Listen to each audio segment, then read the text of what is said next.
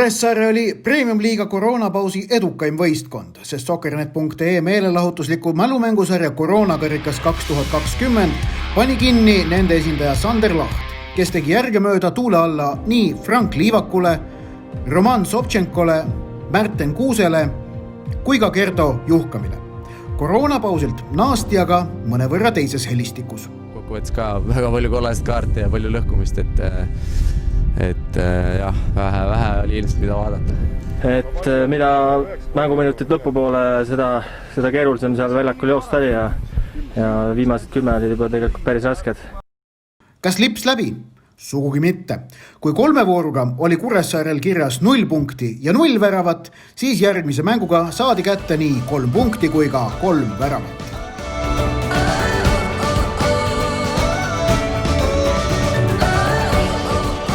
Võit on täna ja tänase päeva lõpuks unustame selle ära ja hakkame uuele mängule keskenduma, et on lihtsalt tabelisse praegu keegi vaata, peaasi, et mäng oli hea ja et rohkem läheme selle pealt edasi.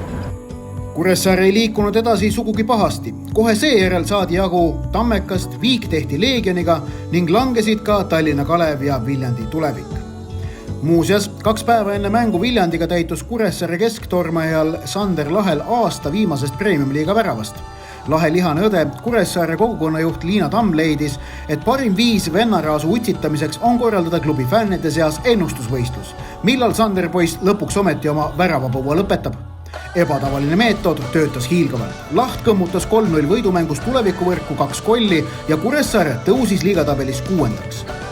Jah, ei, päris kangelane, ma ei usu, et mina olin terve meeskond ikkagi, et suur meeskonna töö ja meeskonna võit. Laht ei unustanud võidu järel tänamast ka liitlast, kes FC Kuressaarele sama oluline kui NATO allianss Eesti Vabariigile. Ja muidugi Tuul, meie vana sõber, oli siin selja taga täna, et see kindlasti aitas ja peame edasi panema samamoodi. Suve edenedes aga Kuressaare jaoks soodsad tuuled vaibusid ega naasnud ka sügisel, kui Meri Saaremaa ümber juba mäsles. Pärast 3-0 võitu Tuleviku üle püsis Kuressaare võiduta suisa 18 mängu järjest. Nii Levadia kui ka Nõmme Kalju vastu saavutati väärt viigipunkt, aga tabelis maksis see ikkagi 3 korda vähem kui ükskõik milline võit, mida ei olnud. 2 vooru enne lõppu ähvardas Kuressaaret esiliigasse kukkumine. 10. koha peale ei mõtle ja külapileku mängu ei taha ka minna, et praegu on 2 mängu, 6 punkti on laual ja kõik on võimalik.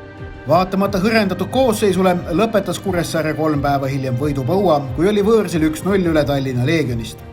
Viimasest kohast seeläbi pääseti, aga üleminekumängudest mitte. Neid tuli esmalt omajagu oodata ja siis sai seal veel kinokah.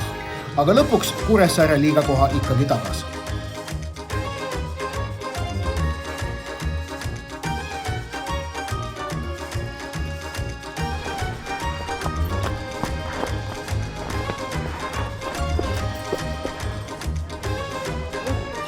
Võiks ju arvata, et läheb järgmine aasta paremaks, aga ei lähe.